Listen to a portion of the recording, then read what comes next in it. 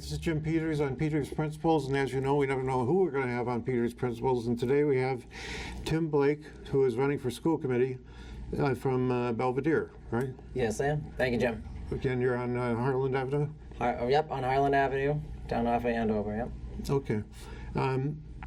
You have 3 children, Yep, I got 3 boys, a 6th grader, a 5th grader, and a 3rd grader. and they're all in the Lowell Public Schools. Yeah, Jackson and Charlie are 6th grader and 5th grader at Sullivan, and Max is a 3rd grader at the Riley. Oh, good. Okay. Anything you'd like to say about the Lowell Public Schools before we start? Or? So I said this the other day, and it's something people might hear from me often because it's true. So I moved here about 10 years ago. When I was moving here 10 years ago, my wife, Caitlin Guaza, she's from Lowell originally. So most people think, well, since she's from here, this must be the reason that you moved here. Really had the opportunity to move. We didn't have to move to Lowell, could have moved to one of the surrounding communities. I'm a principal of a school, and when I was taking my leadership classes, Lowell was held up as the example of basically, look at all the great things that Lowell is doing educationally. And other places should aspire to do what they do. And that really sold the deal for me in terms of education being a reason to move to Lowell, and that's why we're here. Okay. Well, education was the reason why I moved to Lowell, too. My father was the superintendent of schools. As I heard. And he served in 1969 to 1972 and enjoyed it immensely. He went on to run for school committee and city council, and politics kind of got in his blood at a late level, but he tried his best. What is it about politics that's appealing to you right now? Well, I think with right now, it seems like you can't have much of a conversation here in Lowell without really education being really the root of the conversation. And I think back to Lowell being the reason that I moved here, and I don't know if the city has faced as many important decisions as it is right now in terms of education. I think this is a unique time. I think it's a unique time too. And I think too often in life, sometimes we wait for other people to do things when you should really step up and do it yourself. And a lot of times in life, you would tell someone like, hey, step up, be involved and do this, and you really should look in the mirror, am I practicing what I'm preaching? And it's time to step up and get involved, so that's why I'm running for school committee. Okay. Why not the council? Well, my background is I'm currently a school principal right now, so I feel like education is my background. So I was hoping to use my experience to help with the school committee. I know as a principal, a lot of times when I've worked with school committees, sometimes I wish that there was people there that had a similar educational background. So I'm hoping, my experience would enhance my candidacy and help the city. Okay, so what is it that you like about being a principal? I'll tell you what I liked about being a principal. You tell me and I'll tell you. Okay, what I liked about being a principal was being sent the bad kids. Yeah. Because largely what they did was really funny. I would agree with you. And my problem was that I would send them back to class and the teacher would be irate because I hadn't punished them enough for what they did. And I couldn't punish them any more than I did because I just thought they were funny. I got into being a principal. I was like a 2nd or 3rd year teacher. My principal called me down, closed the door, and said, "This is what you're going to do." And I said, "What do you mean?" He's like, "You're meant to do this. This is what you're going to do. What do you see yourself doing in 5 years?" And I said, well, at that time I was teaching, I was coaching high school sports. I said, I don't know if, he's like, you can do this. And what he told me, and it stuck with me, is you want your best teachers to teach. And he said, you're one of them. You're one of our best teachers. We want your best teachers to be leaders, and this is what you're going to do. Then the other kind of side story, which is funny, that when you're a kid, you always kind of remember sometimes what people will tell you when you grow up. And sometimes you remember it from different sources where you never think it would or matter. If you ask the adult today, they might not even remember saying it. I remember being a 14-year-old kid at my first job, and my boss, I grew up in the Cape, my boss was like in an ice cream store. He says, what are you going to do when you grow up? I'm like, I don't know, I'm 14, I don't know what I'm going to do. And he said, you know, you're going to probably be in advertising or a school principal. And I said, what are you talking about, a school principal? And he said, that's what I think you're going to, one of those two, you'll see. And it was much later, but he was right. So, and it stuck with me as kind of. Did you ever go into advertising, or? No, I went right into education. Just curious. But it's always important when people think you can do something, you hold on to it. I think it's very important when people think you can do something that you hold on to it.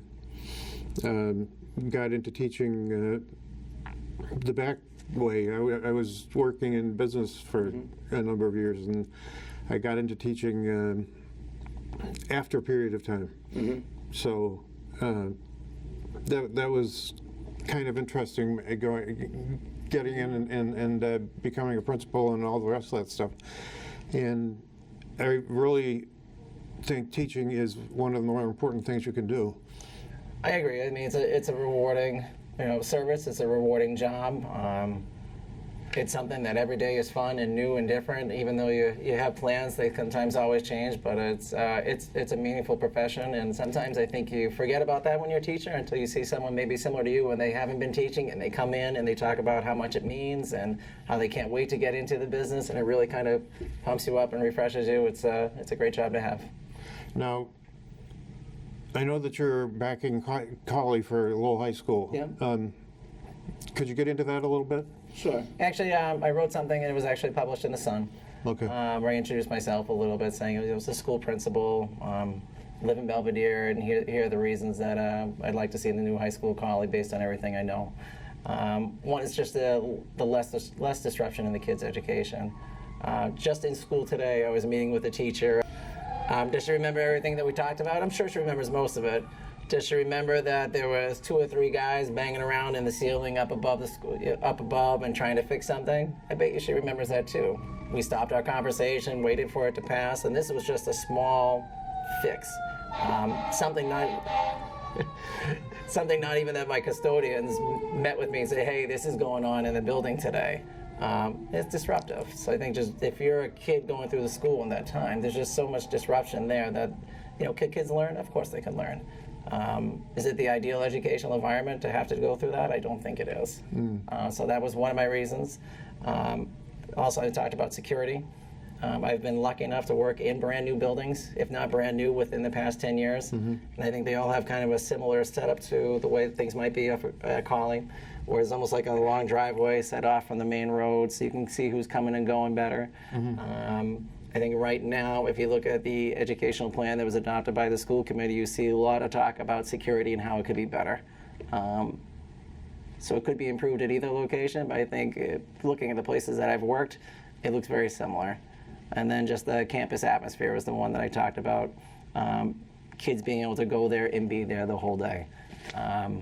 Have their school, do their after-school activities, and then be able to get back home much later in the day. Yeah, my problem with the campus atmosphere was that I thought there would be a campus, like Lawrence did. I don't know if you're familiar with Lawrence High School from the highway, but I think everyone's familiar with it from the highway. yeah, you can see the separate buildings, and they have separate buildings for separate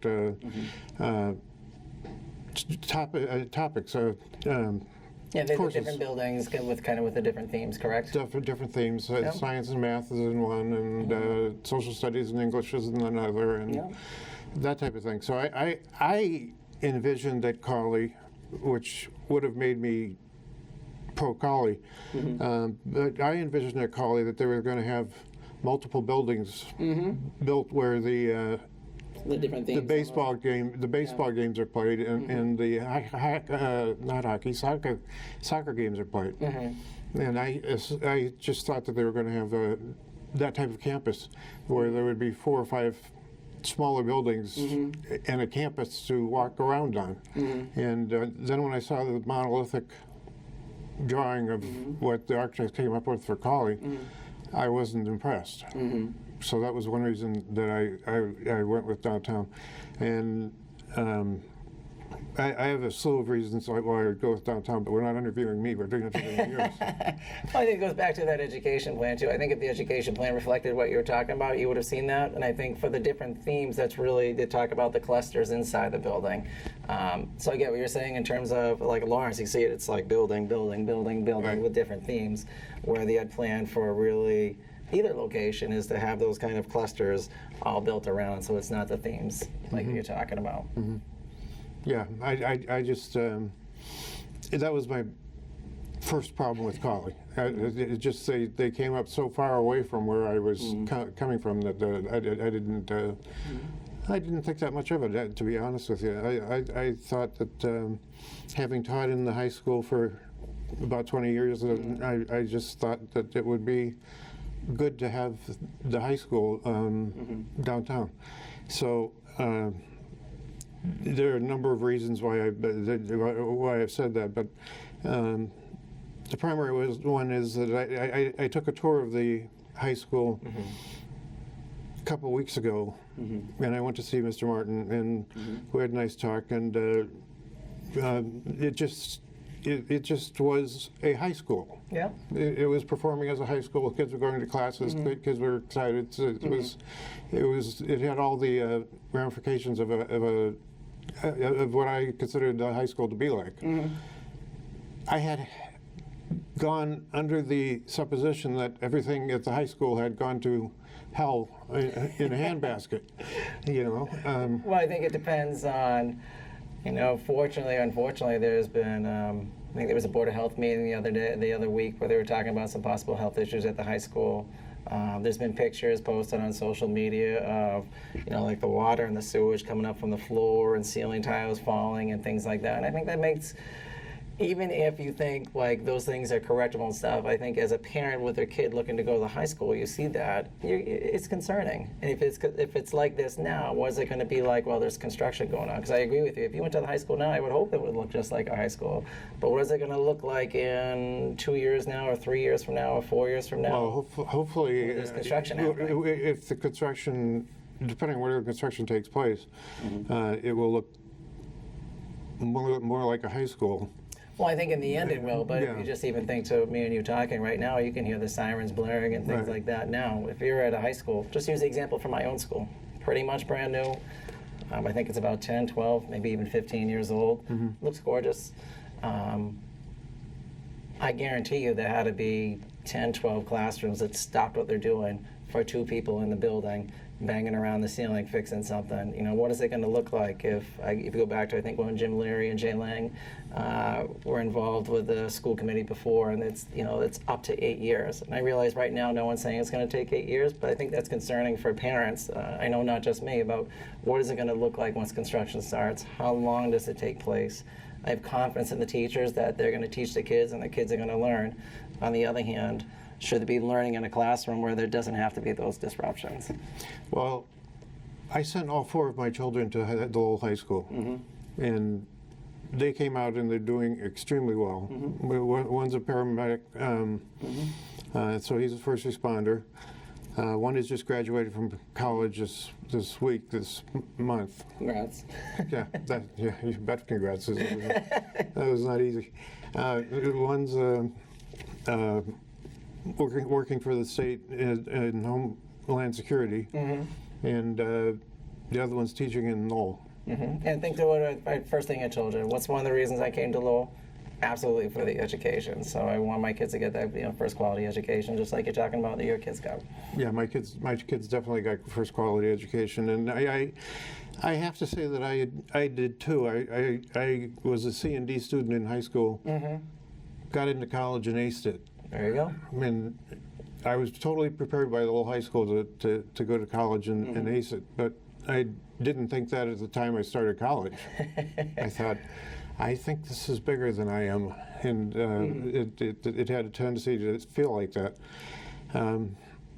So I just don't feel like pushing any panic buttons or anything like that. And if it ends up at Cawley, it ends up at Cawley. I'm totally satisfied with that. If it ends up in downtown, it ends up at downtown. Gotcha. So I think what we need to see is the counselors stand back a little bit and let the report come in.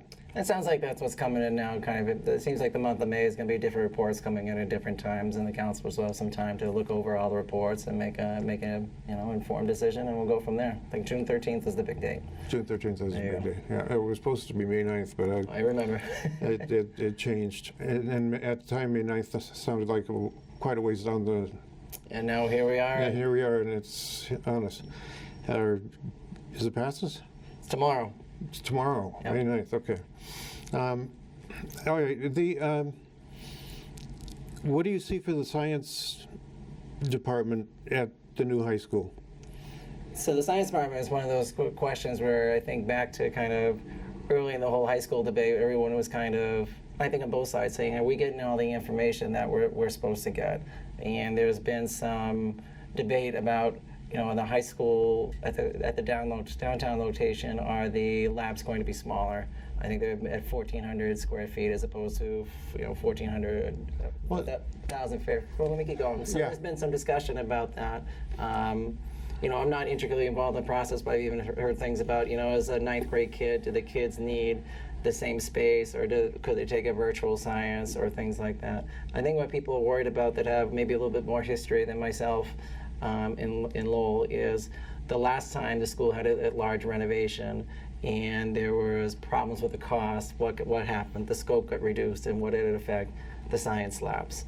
I think people are really hoping that that doesn't happen again, or that that's not the plan from the get-go. Being in education yourself, I mean, having a bigger classroom gives you more opportunities and more opportunities in the future as well. So I'm hoping, you know, if it goes to Cawley, you know, the science labs are this big, but if it goes downtown, the science labs are smaller. I don't think any parent would want that, no matter how they feel about the debate. Right. I used to teach across from the science labs, and I could tell you that they were not used at the time as science labs. They were used as classrooms. And I thought that was kind of strange. Well, Being a history teacher across the way, you know, Yeah. looking at the science labs and never seeing a Yeah. butane burner going. it's not how it's supposed to be. Right. And they're the most expensive classrooms, so if there's a reduction of scope, you know, there's a fear of what's going to go, what costs more. And those science labs, that could be a possibility. So I'm hoping no matter where the high school goes, that doesn't happen, but certainly there's been some discussion and debate about why the labs would be built smaller at the downtown location. The other thing that I think we need to concern ourselves with is the relationship between Middlesex Community College and the University of Lowell, UMass Lowell. And what's your take on that one? So for kids who are doing dual enrollment right now, they don't have to go to Middlesex. They actually take those classes from the high school. I heard, So from the high school. So the fact that the high school could be anywhere, and they're still going to take the classes from within the high school because they all do it online. So really, I understand when people are saying, well, hey, if it's a hop, skip, and a jump, it's a lot easier. But the kids aren't going to hop, skip, and a jump. The kids are staying in Lowell High, and they still have their relationship with Middlesex. If anything, my understanding is if the high school is built at Cawley, Middlesex is going to have some space over there in Cawley. So kids will be able to do what they do now, no matter where the high school goes, and I think that's a great thing. Okay, I've heard that too. So I've heard that argument. And I think, and sometimes when you're talking to people about it, they talk about their own experiences. At different times in the past, it absolutely was different.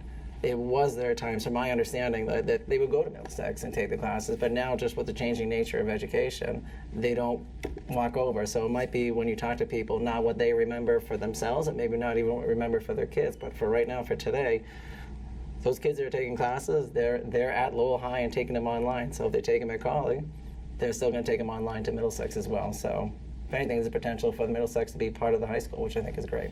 Well, Middlesex is one. I worry about the feed to UMass Lowell, which is getting tougher and tougher and tougher to get into. Anyway, I worry about the Relationship with relationship with UMass Lowell as much as I worry about the relationship with Middlesex. So, I mean, for my thinking right now, I mean, you're still in the same city as UMass Lowell. I don't think you actually have to be like an abutting neighbor to still have that same positive relationship. You know, and after the school day, when there's a will, there's a way. If there's a will and a want to get students to UMass Lowell during the day, or get to students to UMass Lowell after the school day, where there's a will, there's a way. There's something that can be done there. okay, well, I'm just hopeful that the school has, that the UMass Lowell has a will and a way to do it. I would hope so too. That would be a big thing for me. They said yesterday the next principal at the school has to be a community leader, someone who can delegate all the academic, administrative, and discipline issues, and it said be a big leader in the community. Do you agree with that? Well, yeah, you have to be a community leader. I think if you're the principal of any school, you're the figurehead of that school. It's the old expression, the buck stops here. Yeah. It's not just that in terms of discipline and being able to manage things. You are the figurehead of the school. When people are coming, I know when I have an open house, they really want to see what I'm like. And I feel silly saying it. That's true. But they want to see what you're like. Do they feel safe sending their children with you? Do they feel safe knowing their children might not be in your class, but you're really like, the parent of the school and that you're watching everything over? Do they trust you? That goes for any principal. Doesn't matter if your school is tiny or if your school is huge. You have a community face and you're a community leader, so absolutely, whoever's going to be the next principal of Lowell High School or pick another school in Lowell, that's absolutely going to be one of their responsibilities. One of the responsibilities is to be a community leader, but this quote almost says that is their only responsibility. The principal has to be an academic leader too, and I think the bigger the building, the more complex that job gets. But really, as principal, you really help set the vision and mission of the school. You're an academic leader by the nature of your position as well. Mm-hmm. So as much as you're a leader of the community, you're a leader of the education in that school as well. I mean, you really, like I said, it's the buck stops here. What are we working on as a school? What are you working on as a science department? What is important as a social studies department? You're really the person who threads that all together and puts it in a common mission so everybody works together.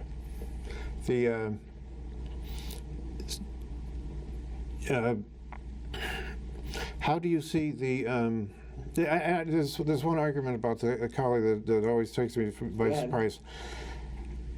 It's when they say, well, we'll be next to the windows. But from one side of Colley, all you're going to see is the stadium. Mm-hmm. And it's not in that great a repair. Mm-hmm. So you'll see the stadium and that'll be it. I'm kind of wondering about the efficacy. Can't use that word. You're talking about like the windows and the natural. The windows and the natural. I mean, I'll give you. It seems like a silly example, and I'll personalize it as well. So when I was new to my building, whatever reason, when they first set it up, there's almost like two main offices, and I'm sure one had a purpose for one time, and another side had a purpose. So I basically moved all the staff and personnel on one side. So the office that I took has no natural light and no windows. So you have a west wing. So I don't know what's going on outside all the time. And that's, what, is that fine? Is that okay? Yeah, that's fine and that's okay. But for the classrooms, and there's studies to back this up, and I'm not going to be able to recite the benefit to them, but having that natural light in the classroom is an important thing. So if it's not just it's going to look out in the stadium, it's just being able to have the sunlight in the classroom and not having a windowless classroom, and I get that. When people come to my office, one of the first things they mention all the time, there's not one window here, is there, Tim? I'm like, no, why would you want to be in here? I'm like, well, it's close to my compadres here. I certainly don't mind it, but yeah. I think when you turn into classrooms, if you don't have to have windowless classrooms, why would you want to have them? You'd be interested to know that the Moody School. Yeah, I know it. I don't know it well, but I know of it. Okay, it was built in such a way that the sun hits it with the most with its most effective brightness. Through the huge windows that they have in the school, and the sun was supposed to light itself on desks, and the students work at the desks with the sunlight. And it turned out that the teachers unscrewed all the desks, because that was back when they screwed the desks into the floor. Yeah. So they had their husbands come up, and they, if they had husbands right then, they would get somebody to come up and unscrew the desks for them and move them so that they could be behaviorally more adaptable. So I think there's probably been I don't know when the Moody School was built, but I think it was a long time 1880s. ago. Yeah, I think there's been a lot of changes in school construction, from energy efficiency to natural light in the classrooms. So I hear what you're saying, but on the other hand too, I think it would be a good thing for the kids. It's a very interesting school, and it's definitely had its heyday, but it's nice to have such large windows. I have to say, I've substituted there, and it was nice to have such large windows. And I substituted at quite a few schools that came down, like the Butler and the Pawtucket Memorial, and a couple others, and they all had the large windows because of the light question. And people don't understand or realize that we didn't have electric lights until the about 1910 or so. Yeah. Because Correct. we didn't have the generators to make the electric light. So it's just kind of interesting. Speaking of the generators to make the electric light, what types of programs do you have at your school for that are green in nature? That are, I would say, like purely green in nature. I mean, Not purely green, but green in nature. Green. Talk about recycling. Talk about. I think naturally, I mean, it's like a recycling, almost like club, but I think recycling is still like a natural part of what we do in the building. There's containers at places. I even have teachers and kids who don't want the plastic containers because they don't think they're environmentally friendly, so they rather have the paper boxes to hold on to all the paper goods. Where I work in Leominster, it's single stream. So we have kids twice a week go through the school and make sure all the recycling is in the right place and brought out to the right place. So I think it's just a natural part of what we do, similar to what we do in our houses a lot of times. Do you have? I remember using generators when I was a kid to augment a lesson about light bulbs or something. And do you have that type of lesson in your lesson plans? Well, we have lots of different things. I think one of the more interesting kind of like science-based things that we have, I think it's similar to here when you hear some things at the Rogers School and other places that I've been, is we have a STEM teacher in the building. And people are always like, what does that really mean? What's having a STEM teacher? And it's really, and on top of your art and your music, and all those sort of electives, kids go to STEM, which is science, technology, engineering, and math. And kids love the class. It's it's one of their favorite classes. I get petitions from kids. You know, they want to stay in that class. Why? Because they're all the hands-on projects they get to do, and that's on top of their science class. So in the science class, they still do engineering, but this is a little extra engineering really that they get to do, and the kids just love it. We've also had a partnership with WPI for Project Lead the Way, which is really some engineering-based education. So it's not specifically like green in nature, maybe what you're talking about, totally, but it's these extra science and technology programs that kids just love to do. Okay, well that sounds like an interesting school. I like it. And like you're setting your own plans, which is good. And I'd like to have you on a couple shows more. I'd love to be here. It'd be great. Okay. So this is Jim Peters with Peters Principals, and we've been talking to Tim. You're not Dr. Tim, right? No. Thanks for the promotion, but Tim Blake is fine. Tim Blake. We've been talking to Principal Tim Blake, who's running for school committee in Lowell. Thanks. Thank you, Jim. Look forward to coming on again. Okay.